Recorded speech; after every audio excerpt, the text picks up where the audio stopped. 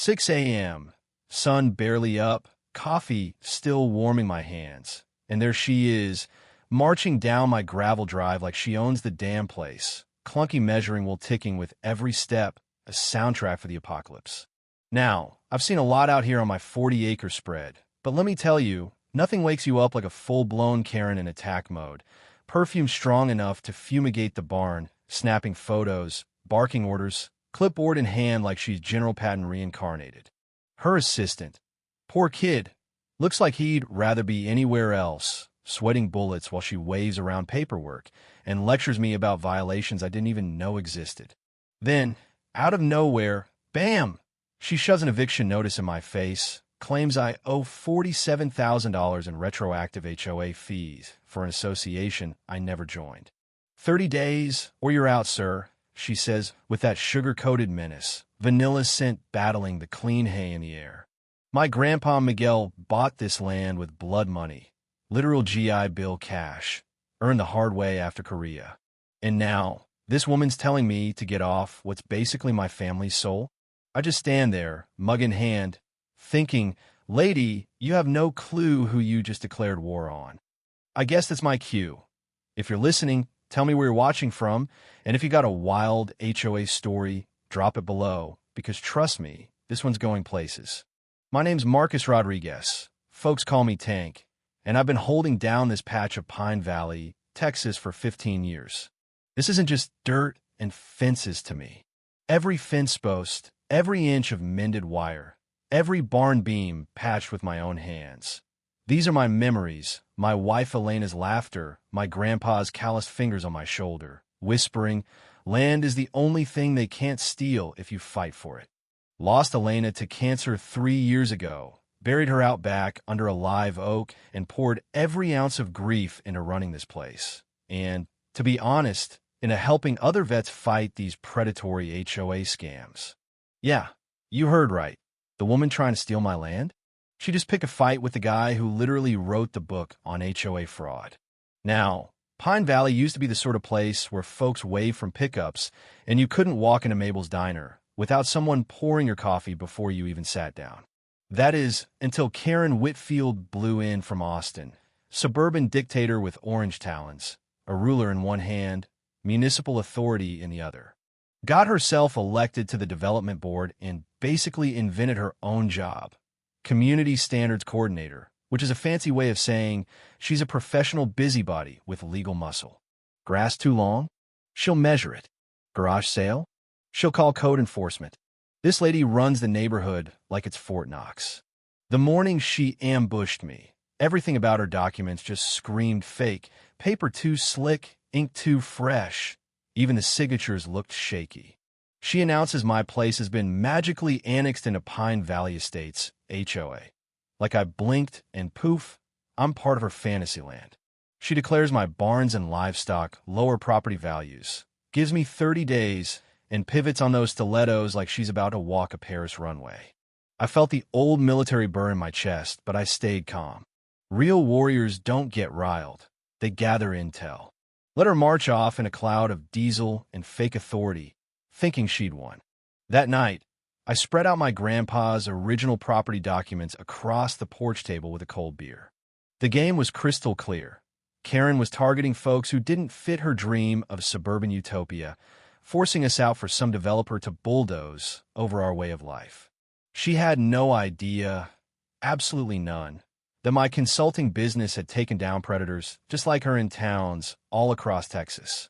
Didn't take long for her next move. Within 2 days, code enforcement is filing complaints, claiming my ranch violates zoning laws. Karen sets out orange traffic cones along my property like she's managing a chemical spill, then floods Facebook with twisted photos, trying to make my ranch look like Hurricane Katrina hit it.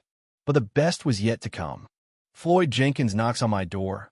Old school, 73 years young, hands like saddle leather, voice like gravel. Tank, we got a problem. Same fake paperwork, same scam. He's on the hook for $42,000 for restoring classic cars in his own garage. An hour later, Sarah Casey pulls up in her battered Honda Civic, trailing the smell of tamales. She's been selling veggies from her roadside stand for decades, but Karen says she owes $38,000 for an unauthorized agricultural retail operation. When I lay all 3 sets of fraudulent documents side by side, the pattern pops like rounds in a magazine. She's targeting the 3 most valuable, undeveloped tracts left in Pine Valley, ranches developers would kill for. My military brain kicks in. Information is ammunition, and I got an arsenal. My database lights up with case studies. Karen? Terminated from Premier Property Management in Austin for financial irregularities. Corporate speak for sticky fingers. And there's not a single record of Pine Valley Estates, HOA, in the state database. The whole thing is a ghost. No authority, no registration, just a fake badge and a lot of noise. But the real gold? Karen and her husband Brett owe $340,000 to a developer, Pinnacle Development Group, the same folks snatching up property around here. Floyd's got a theory. She's shopping for her boss. And Sarah? She tried to shut me down over tomatoes, tank. Suddenly, the 3 of us, old hands at small-town bureaucracy and backroom politics, are the holdouts, fighting a war we didn't start but sure as hell are going to finish. Karen doesn't back off. She doubles down. Sabotages my workshop with a bogus red tag, freezes my business bank accounts, spreads lies through church groups that my veteran therapy program is a militia camp. She even files police reports, claims I threatened her. Sheriff Martinez, good man, hates paperwork, calls me himself, embarrassed. Tank, her story changes every time she tells it. We form a war council over coffee and cinnamon rolls, mapping every move. I file harassment charges, false documentation, property fraud. Floyd's old mechanic network, guys who can fix a tractor blindfolded, start feeding us intelligence. Sarah's church friends track every new lie. I document everything. Timestamp photos, audio, fake documents, you name it. When Karen shows up again, orange manicure shaking, tries to hand me more fake violations, I lean back, all calm and quiet, and let her know, before you file anything else, you might want to ask Brett how Pinnacle's insurance feels about extortion. The Attorney General's got some fascinating questions about your little operation. The color drains from her face. She peels out of my driveway like the devil's chasing her. That's when we find the real twist. Sarah's daughter, sharp as a tack, snaps a photo of Pinnacle's development maps during a job interview. Our properties are circled in red, prime targets. My attorney friend Jake nearly salivates when he sees our evidence. Tank, this is a federal case, conspiracy, extortion, mail fraud, the works. We start feeding the Texas Attorney General's office everything. Karen's whole network unravels faster than cheap twine. Her last-ditch efforts are pure desperation. Bribing county inspectors, planting for sale by eminent domain signs along my fence, hiring teens to release my therapy horses onto the highway during a veteran session, nearly killing a kid in a panic attack. We've got all on camera, audio, sworn affidavits. When she calls a town meeting to slander us, the room is packed, phones rolling.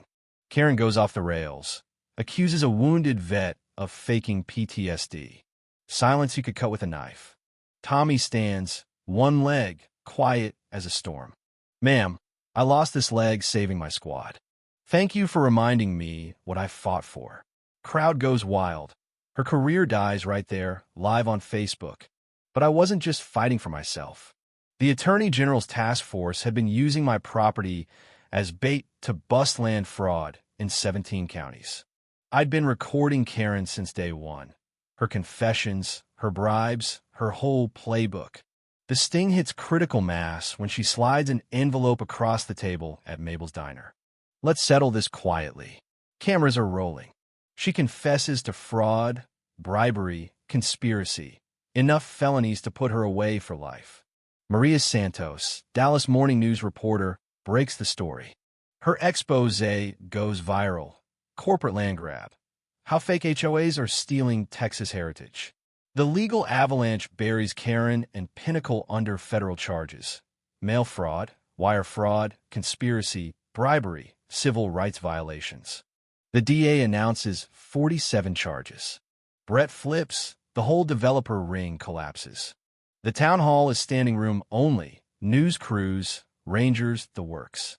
Karen tries to talk her way out with a PowerPoint, gets destroyed by evidence, by her own voice on the sound system, by her own husband testifying against her. Sheriff Martinez cuffs her right there, applause shaking the walls. Pinnacle pays $150,000 in damages. Sarah's peach cobbler funds new community programs.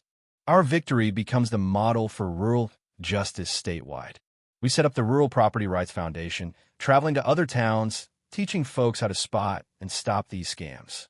5 years on, Pine Valley is thriving, growth that respects tradition. The ranch is a hub for veterans, the annual Rural Heritage Festival, scholarship funds, and legal workshops that keep corporate predators out. Tommy's now my right-hand man, helping other vets heal with horses, proving that some battles really are worth fighting. So here's my question for you. Have you ever faced down an HOA or fought for your land? What's your story of standing up to power or your nightmare of getting steamrolled by a system? Drop a comment below. Tell me your tale or your thoughts on what justice really means out here. I read everyone, and if you're fighting your own battle, just know sometimes the little guy really does win. And when we do, it's not just our land we save, it's our whole way of life.